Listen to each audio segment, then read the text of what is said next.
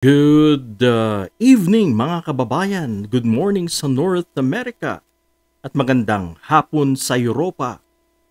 Kumusta po sa lahat ng ating mga kababayan na nasa iba't ibang dako po ng mundo?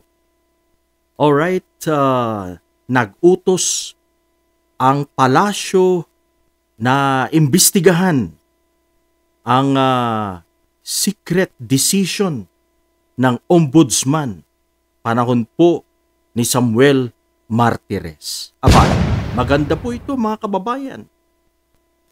Sapagkat ang desisyon ni Samuel Martires na i-dismiss ay questionable mga kababayan.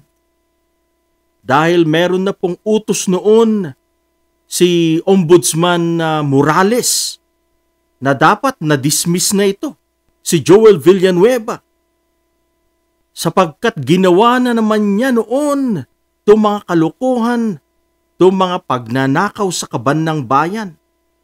At isinalba nung panahon ni Duterte itong si Joel Villanueva. Kaya nakikita po natin dito mga kababayan na malaki talaga ang utang na loob ni Joel Villanueva sa mga Duterte. Kaya ganyan po siya kasupportive sa mga Duterte. Kay Inday, ganyan siya supportive mga kababayan. Meron palang pabor na ginawa ang Duterte sa kanya. Kaya pala, nawalam na po natin mga kababayan. Bago po tayo magpatuloy, shoutout po sa inyo lahat. Marami pong salamat sa nanunood sa atin pong maliit na YouTube channel. Shoutout po sa lahat. Isang magandang gabi, Pilipinas. Tayo po'y mag-iingat lagi. Yan po ang isa sa mga mainit na balita na tututukan ng palasyo, iimbestigahan ng palasyo itong sekretong desisyon na inilabas ni Ombudsman Martires. Alam niyo mga kababayan, sabi niya, ayaw niya daw masira yung puri ng tao. Nako, mga kalokohan po yan. Kalokohan po yan mga kababayan, yung sinasabi niyang ayaw niya masira ang puri ng tao. Kalokohan mo yan na Samuel Martires. Tigil-tigilan mo nga kami. Walang ganyan na sekreto. Karamihan ng mga sekreto na yan, may tinatago. Yan po yung mga illegal na moves, illegal na desisyon. Isisekreto mo sa taong bayan? Kayo lang ni Villanueva ang nakakaalam kung Ombudsman Martires. Kaya mga kababayan, I think dapat lang na kasuhan. Dapat lang na huwag palampasin ito itong si Ombudsman Martires. Isang kasabwat.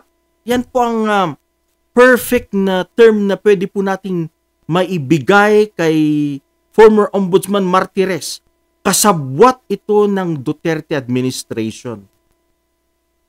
Para po maging untouchables ang kanilang mga kasamahan kung sila man ay may nagawang kasalanan sa taong bayan, kasalanan sa gobyerno. Yan.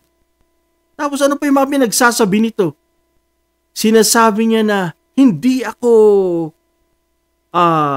DDS, hindi ako maka-Duterte. I am a Marcos loyalist. Yun sinasabi niya. Kaya lang sabi niya mga kababayan, loyalist daw siya kay Senyor Marcos.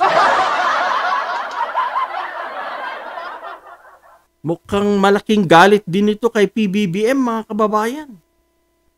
Ano pa yung mga iba pa niyang pinagsasabi itong si Martires na to? Basta marami po itong kalukuhan itong si Samuel Martires mga kababayan. Dapat itong maimbestigahan dahil alam po natin marami pong kalukuhan ginawa itong si Martires.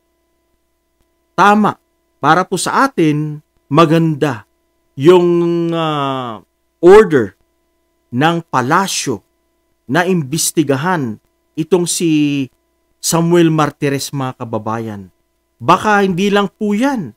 Baka marami po ang makikita at makakalkal nila sa investigasyong ito.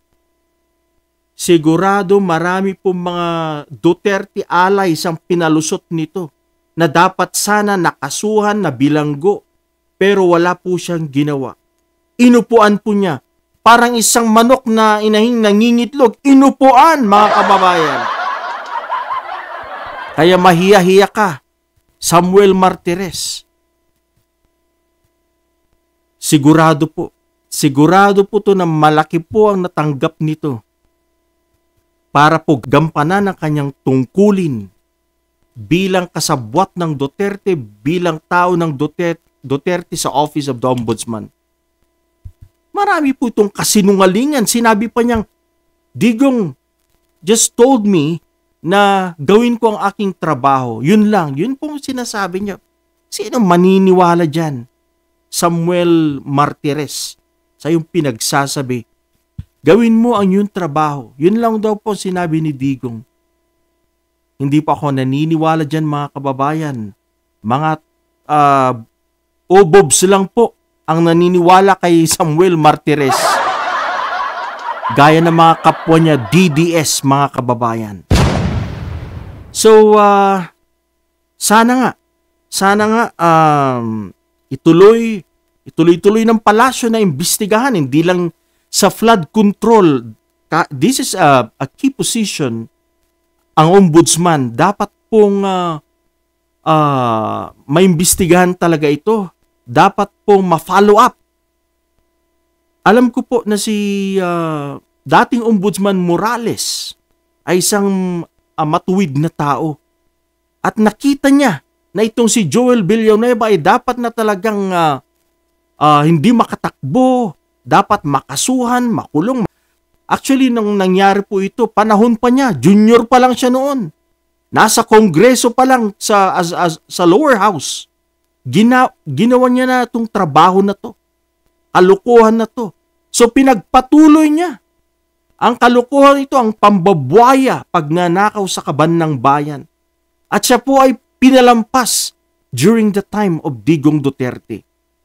Mga kababayan, ito po ang kalukuhan, malaking kalukuhan na nangyayari sa Pilipinas. Yung pong mga may kasalanan, yung pong mga magnanakaw ay binabalik sa pwesto. Nakakabalik po sila. Sino-sino? Ang dami po nila. Dating ex-convict, mga kababayan, tong si Jinggoy. Si Jinggoy dati sa kulungan, mga kababayan. Pero ano nangyari? Nakabalik na naman sa pwesto, mga kababayan. Si Enrile, na-dismiss din yung kanyang kaso. Marami pong mga kalukuhan na nangyayari sa Pilipinas. Dapat po manaig ang katotohanan, ang tama. Dapat po mapanagot ang mga taong ito na mapagsamantala. Mapanagot sila sa taong bayan. Joel Villanueva, mahiya ka naman. Dati ka na pala may record. Bumaba ka na dyan sa pwesto mo. Dapat na sibakin itong si Joel Villanueva. Isang malaking pagpapanggap. Isa ka pang leader sa inyong relihiyon, pero it doesn't show. Isa kang double standard, Joel Villanueva. Kaya please lang, mahiya ka naman. Alright mga kababayan, ito lang po muna ngayon. Marami pong salamat sa panunod at mag-iingat po tayo lagi.